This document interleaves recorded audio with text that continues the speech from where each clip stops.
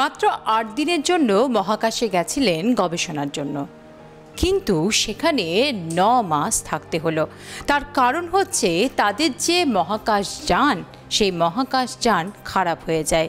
তাই পৃথিবীতে ফিরতে পারেননি সুনিতা উইলিয়ামস এবং তার সহকারী মহাকাশচারী বুচ।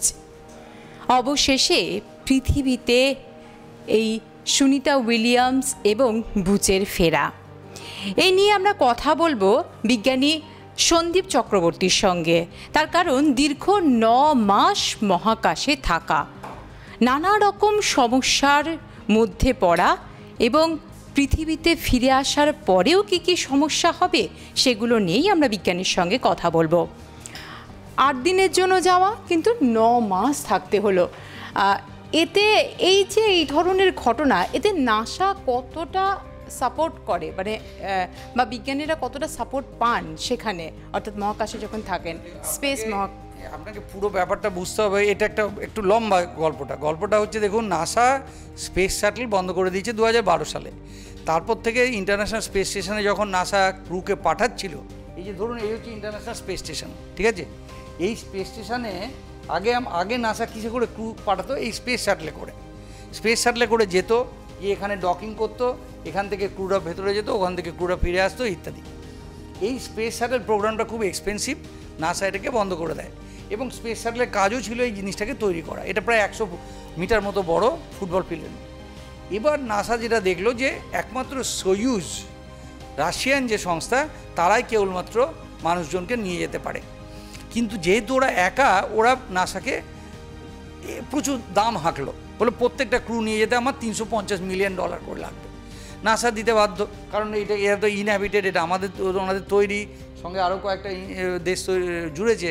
নাসা নিজের স্বার্থে রাশিয়ানদেরকে প্রচুর টাকা দিয়ে এগুলো নিচ্ছিল। এর মধ্যে ওরা যেটা ডিসিশন নিল যে আমরা নিজেরাই কেন না ওই স্টেশন তৈরি করি, যাতে করে আমাদের লোককে আমরাই নিয়ে যাব। তো এখন একটা সিঙ্গেল কোম্পানিকে তো বরাদটা দেওয়া যায় না, তাহলে সে আবার নাসাকে ব্ল্যাকমেল করতে পারে। সেই জন্য নাসা দুটো কোম্পানিকে বরাদ দিল, একটা হচ্ছে স্পেসএক্সকে, আরেকটা হচ্ছে বোয়িংকে। এবং বোয়িংয়ের মহাকাশে যাওয়ার কোনো এক্সপিরিয়েন্স নেই, তো এই স্পেসএক্সের ছিল।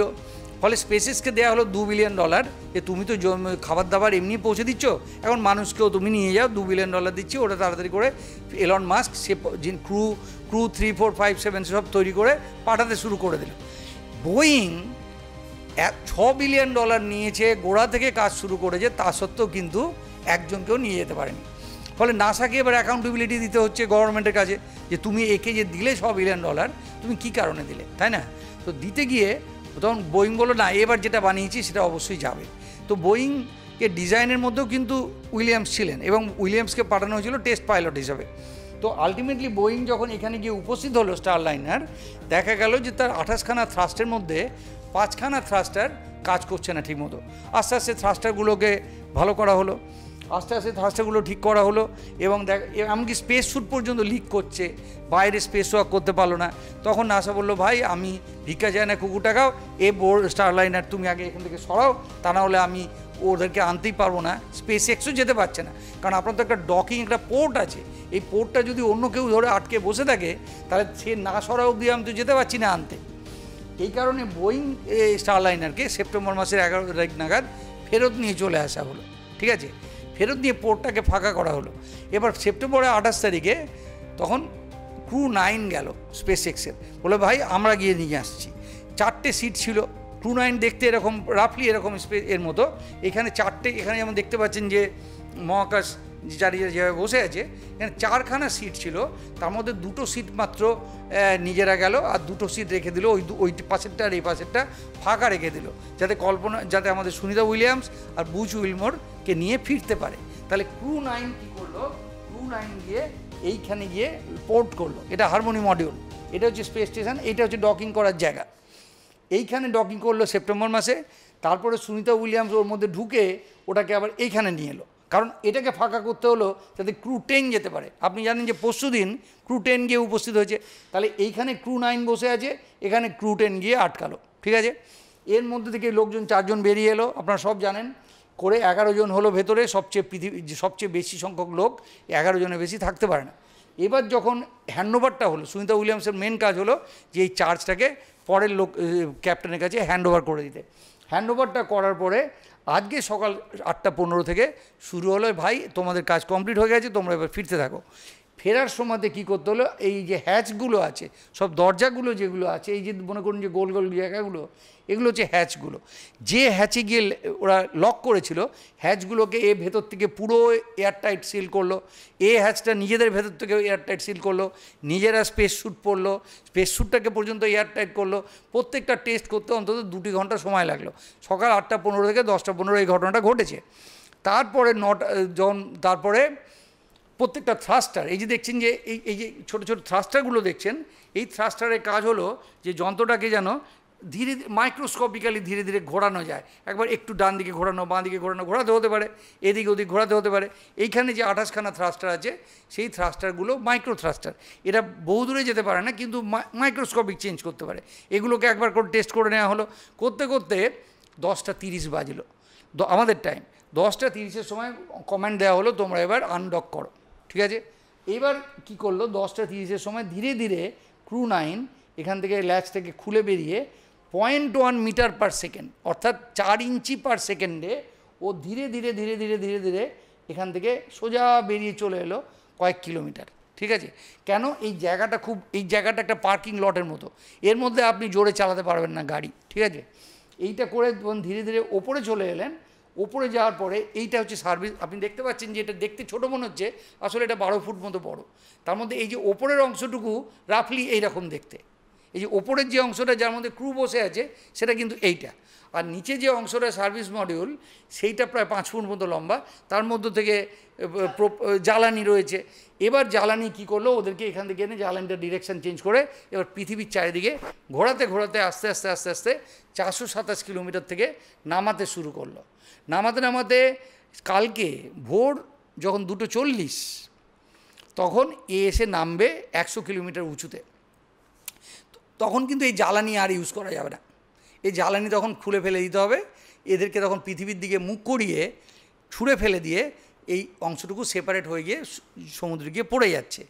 এইটাকে যখন ছুঁড়ে দিল পৃথিবীর দিকে, এরা তখন একা, আর কেউ ওদের হেল্প করার নেই। ঠিক আছে, ছুঁড়ে যখন দিল, যে ওপর দিকটা দেখুন পোর্ট করার জায়গা, এইটা হচ্ছে ডকিং করে, ওই দিকটা কিন্তু পৃথিবীর দিকে মুখ করছে না। যদিও এরা পৃথিবীর দিকে মুখ করে আছে, ছোড়ার সময় ওদিকটা কিন্তু মুখ করছে না, ছোড়ার সময় মুখ করছে এই ভোদা দিকটা, যেদিকটা মোটা দিক, এদিকটা গোল একটা চাটুর মতো।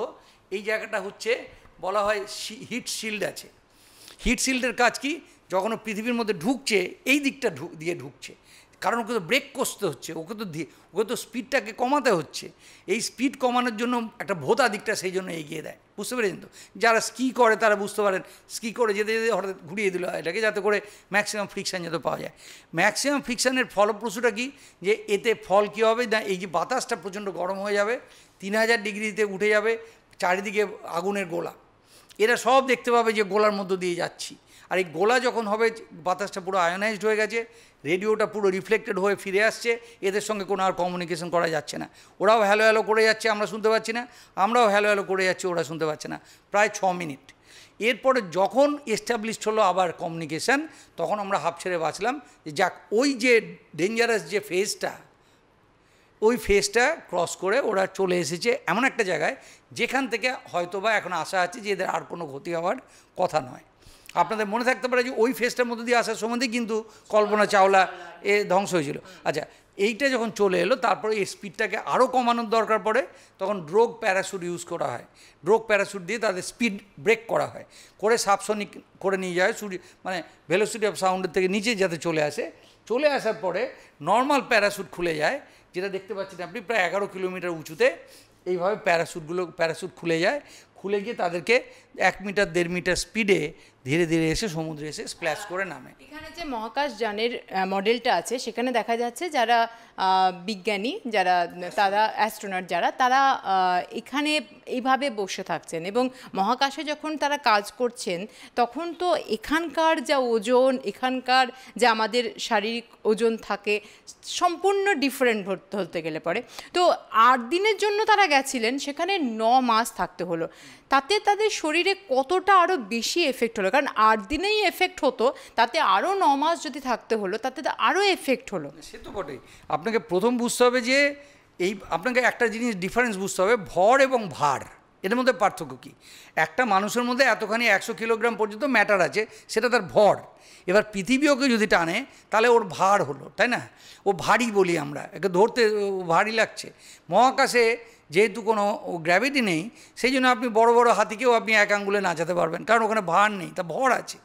তো এরা যখন যাচ্ছে কিংবা ফিরছে, তাদের যখন অ্যাক্সিলারেশনটা প্রচণ্ড হাই হয়, গ্র্যাভিটি যে অ্যাক্সিলারেশন দিচ্ছে তার থেকে 10 গুণ বেড়ে যেতে পারে, সেই জন্য এইভাবে শুয়ে নিয়ে যেতে হয় যাতে করে তাদের হাড়ের ওপরে চাপ না পড়ে। আপনি দেখবেন যে লিফটে করে যদি দাঁড়িয়ে থাকেন, হঠাৎ যদি লিফট চলতে শুরু করে প্রচণ্ড স্পিডে, তাহলে আপনার শরীরের ওপর হঠাৎ চাপ পড়ে। এই চাপটার জন্য আপনার হাড় ভেঙে যেতে পারে যদি লিফটটা এত স্পিডে হঠাৎ রওনা দিত। এখানেও তাই, ওরা যে রকেটে করে যাচ্ছে সেটা যদি প্রচণ্ড স্পিডে রওনা দেয়, তাহলে আপনার হাড় কিন্তু গুঁড়ো গুঁড়ো হয়ে যেতে পারে। তো সেইটার জন্য এইভাবে শুয়ে যাওয়া এবং শুয়ে নেমে যাওয়াটা রীতি। এবার আপনি বলছেন যে অন্য পয়েন্টটা, যে 9 দিনের জন্য গিয়ে সেখানে 286 দিন থাকে, অসুবিধাটা কী হবে? 7-8 দিন আপনারা জানেন যে মেন যেটা প্রবলেম হবে হাড়ের, কারণ এই হাড়টাই আমাদেরকে গ্র্যাভিটির এগেনস্টে ফাইট করতে সাহায্য করছে, তাই না? ফলে বডির মধ্যে দেখুন কোন কোন জিনিসগুলো আছে যেটা গ্র্যাভিটির ওপর নির্ভর করে। প্রথম কথা, হাড়, আমাদের যে স্ট্রাকচারটা, এই বোনটা দরকারই পড়তো না যদি পৃথিবীতে গ্র্যাভিটি না থাকতো। তাহলে আপনি যদি এবার গ্র্যাভিটিহীন একটা জায়গায় ঘুরে বেড়ান, তাহলে আপনার তো হাড়ের কোনো দরকার নেই, ফলে হাড় জেনারেশন করাটা বন্ধ হয়ে যাবে। 30-35 দিন পর পর হাড়ের নতুন করে জেনারেট হয়। আমাদের হাড়টা 35 দিন আগে যে হাড়টা ছিল, সেই হাড়ের কোনো ক্যালসিয়াম আর নেই, কিন্তু আমরা সম্পূর্ণ নতুন ক্যালসিয়াম দিয়ে রিপ্লেসড হয়েছে। এই যে ওষুধ খাচ্ছি, এই যে খাবার দাবার খাচ্ছি, তাতে কিন্তু এই ক্যালসিয়ামটা রিজেনারেট হচ্ছে। তো ওরাও খাওয়া দাওয়া করছে, কিন্তু হাড়ের সেই দরকারটা পড়ছে না, সেই জন্য ওরা এক্সারসাইজ করছে যাতে কোনো কোনো জায়গায় হাড়টা অন্তত যেন শক্ত থাকে। এবং তারপর দেখবেন চোখের ফ্লুইড, চোখের মধ্যে যে ফ্লুইডটা আছে, সেই বলের প্রেশারটা নির্ভর করছে গ্র্যাভিটি আছে কি নেই। এবার তার মধ্যে হঠাৎ রক্ত থেকে হোক, যেখান থেকে হোক, ফ্লুইড জেনারেট করে সেই বলটা ফুলে ওঠে, তার এক্সেস প্রেশারটা বেরিয়ে যেতে পারছে না, কারণ ওখানে প্রেশারটা সম্বন্ধেও আইডিয়াটা জিরো হয়ে যাচ্ছে। এই যে হার্টের যে প্রেশার আমাদের আছে, যে দুটো যে হাই প্রেশার লো প্রেশারের যে নাম্বার দুটো আছে, 80, 140 বলুন ইত্যাদি, এই প্রেশারটাও নির্ভর করছে আমাদের পৃথিবীর গ্র্যাভিটির ওপরে। আজকে আপনি পৃথিবীর গ্র্যাভিটিকে চেঞ্জ করে বৃহস্পতি করে দিন, তাহলে দেখবেন আমরা শুয়ে পড়বো সঙ্গে সঙ্গে। আমরা নিতেই পারবো না যে এই হার্ট বৃহস্পতির গ্র্যাভিটিরকে এগেনস্টে পাম্প করে রক্তটাকে ব্রেনে পৌঁছতেই পারবে না, আমাদের শুয়ে পড়তে হবে। অর্থাৎ কিনা আপনার হার্ট, আপনার বডির যে অংশগুলো পৃথিবীর গ্র্যাভিটির উপর নির্ভর করছে, সেইগুলো সব অকেজো হয়ে যাবে, হার্ট ফাংশন বন্ধ হয়ে যাবে, চোখের দৃষ্টিশক্তি কমে যাবে, ব্রেনের চারিদিকে জল জমবে, হ্যাঁ, এবং এই চামড়াটা মোটামুটি কয়েক মাস, 1.5 মাস, ফলে 1.5 মাস একদম ইন্টেন্স যদি ওনাদের অবজারভেশনে রাখা যায়, ঠিকঠাক খাবার দাবারগুলো করা যায়, মেজারমেন্ট করা যায়, কোনোভাবে তাদের বারবার করে ইসিজি নিয়ে কিংবা যা যা আছে মনে করুন এমআরআই কি করে নিয়ে আপনাকে বারবার চেক করা যে কোনো জায়গায় কোনো ক্যান্সারের সেল ডেভেলপ করলো কি না, কারণ ওপর থেকে যা হাই এনার্জি রেডিয়েশন আসছে আপনাকে ক্যান্সার করে দিতে পারে আপনার দেহে, আপনার নকআউট করে দিতে পারে আপনার কোনো একটা ক্রোমোজোম, কোনো একটা প্লাজমা, কোনো একটা লিভার, কিংবা যেখানে যে সেন্সিটিভ জায়গা, সেখানে যদি কোনো একটা জায়গা ড্যামেজ করলে এমন করে যে প্রচণ্ড র্যাপিডলি সে কপি করতে শুরু করলো, সে হয়ে গেল ক্যান্সারের সেল। ফলে এই যে মিউটেশনটা হচ্ছে, আপনি তো মিউটেশন করতে গেলে রেডিয়েশনের দরকার পড়ে, সেখানে আপনি তো নিজেকে রেডিয়েশনে এক্সপোজ করে বসে আছেন। ফলে যে যত দিন থাকবে তার তত মিউটেশনের সম্ভাবনা, তার ক্যান্সারের সম্ভাবনা, যদি থাকে সেটাকে আর্লি স্টেজ যদি হয় তাকে এক্সিশন করে বার করে দেয়া, এই ব্যাপারগুলো তো ওনাদের মধ্য দিয়ে যেতে হবে। তারা তো 8 দিনে যতটা কাজ করার তার থেকে বেশি কাজই করলেন, কারণ 9 মাস তারা ছিলেন, হয়তো গবেষণা তো এক্সট্রা টাইম থাকাতে কি এক্সট্রা পারিশ্রমিক এরকম কোনো বিষয় আছে? আমরা চিন্তাই করি না, মনে করেন ওনাও চিন্তা করছে না, এবং ওরা ওখানে যদি আরও 1 মাস আরও 5 বছর রাখা যেত, বডি ফেল করে যাচ্ছে বলে। তাই দেখুন, আমরা যখন মারা যাই, আমরা কিন্তু বডি ফেল করে দিচ্ছে বলে আমরা মরতে চাইছি না, আমাদের কাজ করার প্রচুর আছে। সুনিতা উইলিয়ামসদের এই 8 দিনের কাজ করতে গিয়ে এতদিন কাজ করলো, আমাকে এক্সট্রা পয়সা দিতে হবে, এই মেন্টালিটি আমি একদম বাদ দিয়ে দিচ্ছি গল্প থেকে। যেটা প্রবলেম হচ্ছে, ওরা পার্টিকুলার কিছু কাজ নিয়ে গিয়েছিল। এক হচ্ছে টয়লেটের, ওখানে যে টয়লেটটা ছিল সেটাকে রিপ্লেস করার জন্য নিয়ে গিয়েছিলো রিপ্লেসমেন্ট, আর 2 নম্বর ছিল যে ওই বোয়িং স্টারলাইনারটাকে প্রত্যেকটা পয়েন্টে টিক মার্ক মারা, যে এটা সার্টিফিকেট দেওয়ার জন্য। এবার যখন দেখা গেল যে থেকে যেতে বাধ্য হলো। নাসা তাদেরকে ন্যাচারালি একটা সম্পূর্ণ অন্য একটা টাস্ক দিল যে তোমরা এইটা করো সেটা করো, ওইখানে মঙ্গলে যেতে হবে, তার আগে এই টেস্টটা করে নাও। ফলে এই যে স্পেস স্টেশনটা, এইটা একটা বিশাল অপরচুনিটি যে ভবিষ্যতে আমরা সারা মহাবিশ্বে কোথায় কোথায় যাব, তার প্রত্যেকটা স্টেজ, যেমন লেটুস তোমরা গ্রো করতে শুরু করো, তার সঙ্গে এটা মিশিয়ে দিয়ে দেখো যে তো আরও বড় পাতা হয় কি না, টমেটো করো, বরবটি চাষ করো, এগুলো সব চলছে ওখানে। এটা হচ্ছে এক্সপ্লোরেশন অফ স্পেসের জন্য। আপনি জানেন কিছুদিন আগে বোধহয় গত সপ্তাহে নাসার বড় বড় সায়েন্টিস্ট যারা বলেন না আমরা ডিসকভারি, আমরা শুধুমাত্র অবজার্ভ করে যাব, হ্যাঁ কোথায় কী গ্যালাক্সি তৈরি হচ্ছে ট্রাম্প বলেছে ওসব ছাড়ো, আমরা এখন চাইবো এক্সপ্লোর করতে, আমি মঙ্গলে যেতে চাই, আমি স্যাটার্নে যেতে চাই। এই যে এটা দুটো ফেজ, মহাকাশ গবেষণার দুটো ফেজ আছে। একটা হচ্ছে আপনি বলতে পারেন না এই যে পৃথিবী মানে মহাবিশ্বে এই বয়সে সৃষ্টি হয়েছে, যেমন জেমস ওয়েব টেলিস্কোপ, ও কী করছে ডেলি নতুন নতুন কথা বলছে যে কত বছর ইউনিভার্স সৃষ্টির কত বছর পরে গ্যালাক্সি ফর্ম করেছিল। সাধারণ লোকের খুব একটা আগ্রহ নেই। কোণের পানের দোকানদারের মধ্যে যে গল্পটা হয়, তারা কেয়ার করে না গ্যালাক্সি কবে ফর্ম করেছিল। কিন্তু কালকে যদি এলন মাস্ক কাউকে মঙ্গল গ্রহে পাঠায়, তাহলে খাওয়া দাওয়া বন্ধ করে সে কিন্তু হাঁ করে দেখবে যে মঙ্গলে ঘুরে বেড়াচ্ছে। ফলে এই যে দুটো আসপেক্ট আছে স্পেস সায়েন্সের, একটা হচ্ছে ডিসকভারি মোড, যেটাতে শুধু স্পেস সায়েন্টিস্টরা ইন্টারেস্টেড, আর যারা এক্সপ্লোরেটরি মোড সেটা এন্টায়ার হিউম্যান বিইংয়ের জন্য, এন্টায়ার হিউম্যানিটির জন্য। তাতে একটা ভিয়েতনামিজও গিয়ে যদি চলে যায় মঙ্গলে, আমি তাতেই খুশি, আমি মানব জাতির হয়েও গেছে, তাই না?